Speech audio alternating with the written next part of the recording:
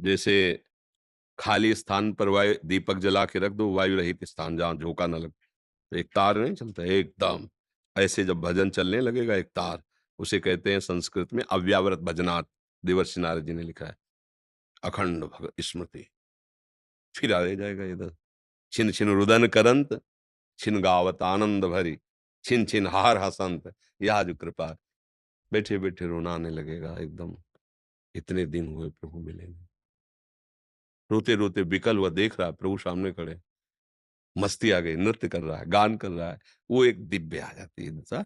पहले ये कोशिश करो, ये माला गिनती इनकी कोई परवाह नहीं, पहले अखंड तैल धारावत भजन, निरंतर भजन चलना चाहिए। गूंज रहा है अंदर भजन, फिर आगे कुछ पूछने की जरूरत नहीं पड़ेगी, सब आ जाएगा। पहले हम भजन पर ध्यान दे, जगने से लेकर सोने तक, और जब तक मृत्यु ना हो जाए तब तक हमारा एक ही कार्य है, प्रभु का चिंतन करते हुए, भजन करते हुए कार्य व्यवहार करो। ऐसा नहीं कि व्यवहार एकदम ऐसे बैठे। ये जिनकी धारणा ना कि वो काम करने में नाम छूट जाते हैं, अभ्यास के कमजोर हैं। ठीक अभ्यास करो तो हर कार्य करते हुए भजन होगा। भजन करो निरंतर तो दशाएं आ जाएंगी।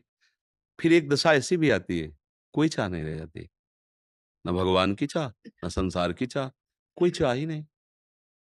जाहि न चाही कबहू कछु, कुछ चाह नहीं रहे। क्यों? जिनको ढूंढा तो मिल गए, अब वो खेल रहे। अब जो हम ढूंढने वाले तो बचे ही नहीं, तो चाह ही नहीं रह गई। समझ पा रहे हो? ये खेल ऐसा है कि खोजने निकले, तो जिसको खोजने निकले जब वो मिला, तो खोजने वाला गायब हो गया। अब कोई चाह ही नहीं रह गई। ब्रह्म नहीं, माया नहीं, नहीं जीव नहीं काल, अपनी हो सुधि ना रही, एक रहे हो नंदलाल, बस श्याम। अब वो भगवान के साथ दिव्य लीला पात्र बन करके लीला हो रही। पहले हम भजन पर ध्यान दें, कि हमारा निरंतर भजन चलने लगे, हमारे दिमाग में प्रभु के सिवा कुछ आवे ना, तब आगे की उन्नति ये आती है, ये लक्षण। अभी तो बहुत कुछ दिमाग में है, अभी तो हम भजन कर रहे हैं, ये भी तो जाना है। हम भजन कर रहे हैं, ये भी जाना है, ये भी लय हो जाएगा। केवल भजन ही भजन रह जाएगा, करता नहीं रह जाएगा। जब करता नहीं रहेगा, तब ये स्फुरित होता है। अभी करता है, जब तक करता है तब तक मूढ़ता रहती है, सूक्ष्म से सूक्ष्म विमूढ़ात्मा, करता हमिति। हाँ, वो जब होता आएगा, कर्ता से होता, हो रहा है। आप भजन कर रहे हो रहा है। आपने ये किया, हो रहा है। खुद आपको अनुभव होगा, क्योंकि आप हो ही नहीं कहीं, तो आपको खुद अनुभव होगा कि नहीं, नहीं, मेरे द्वारा कुछ नहीं हो रहा, मेरे प्रभु सब बैठे करा रहे हैं। आपको अनुभव होगा, वाणी से नहीं, छाती में अनुभव होगा कि वो बैठा सब कर रहा है। अब दशाएं बदलेंगी। तो अभी तो देहाभिमान बैठा है, अभी तो पहले इसको रद्दी कागज करना है देहाभिमान को। नाम जप करते रहो, सत्संग सुनते रहो, ये सब ठीक हो जाएगा। यही एक औषधि है। पर ये बहुत बड़ा बीमारी है, बहुत जन्मों से लगी है। हम चाहते हैं महीना 2 महीना 10-20 माला जपे और फौरन भगवत साक्षात झंझट खत्म हो जाए। ऐसा नहीं, समय लगता है। दीर्घकाल पातंजलि जी कह रहे हैं, दीर्घकाल निरंतर सत्कार सेवितो दृढ़ भूमि। अगर दीर्घ काल तक निरंतर आदर सहित मंत्र जपा जाए, नाम जपा जाए, तो फिर हृदय दृढ़ भूमि, दृढ़ निष्ठा आ जाएगी। अब भजन की निष्ठा ही तो ये भाव आ गया, भजन से ही तो भाव की प्राप्ति है। अब ये भाव आ गया, कभी रो रहा है, कभी हंस रहा है, कभी गा रहा है, कभी नाच रहा है, कभी समाधिस्थ है, कभी बाहर से विक्षिप्त सा दिखाई दे रहा है। परमानंद की बाढ़ आ जाती है। पर ये कोई विशेष भजन करने वाले पर आते हैं। अभी अपने लोग तो बैलेंस बना के चल रहे ना, थोड़ा प्रपंच थोड़ा भजन, नहीं तो उब जाएगा मन ना। जब इतना हो जाए कि और कछु न सुहाए तिनको, जुगल सेवा सुख पगे, आप श्यामा श्याम, कुछ अच्छा है अंदर की बात, तब तो निरंतर चलेगा। जब कुछ अच्छा लगता है तो हमारा अंतर पड़ा ना, उधर वृत्ति गई ना। जब वृत्ति ही नहीं गई, जैसे गोपीजनों को कुछ अच्छा नहीं लगता था, तो मुरारी पादार्पित चित्त वृत्ति, बेचना चाहती दही, निकल रहा कोई गोविंद ले ले, कोई दामोदर, बावरी है देखो। विक्रेतु कामा अखिल गोप कन्या, मुरारी पादार्पित चित्त वृत्ति, तो दध्यादिकम मोह वशाद वोचत गोविंद दामोदर माधवेति।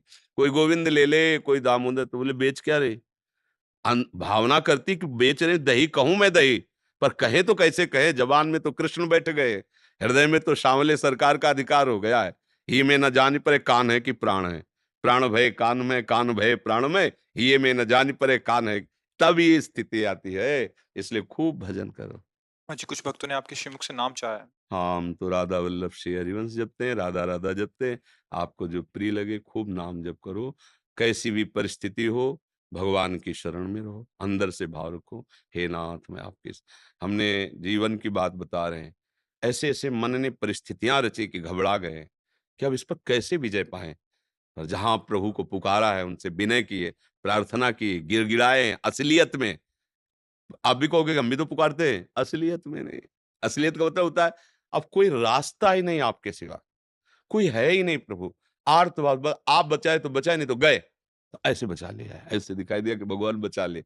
अपने लोग पुकारते हैं ना गेम, इधर बन जाए तो बन जाए, नहीं उधर से बन जाएगा, उधर बन जाए और वो सर्वांतर्यामी वो जानते हैं ना, वो तभी पुकार सुनते हैं, जब आपकी वास्तविक बात अंदर हृदय में आ गई कि आपके सिवा कोई नहीं है। वो पुकार बिल्कुल, बिल्कुल जैसे फ़ोन मिलाया उठा लिया, ऐसा होता है। और जब हम ऐसे अन्य सब आश्रय लिए होते हो कहते हो भगवान सुन लो हमारी पुकार, रक्षा करो, तो आप कहोगे हज़ारों बार कहते हो हमारी नहीं सुनते।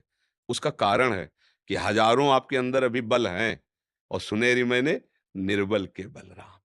अब तो बस अपबल तपबल और बाहुबल चौथो बल है दाम, सूर की सूर कृपा ते सब बल हारे को हरिनाम। हार गया प्रभु अब आप वो संभाल लेते हैं।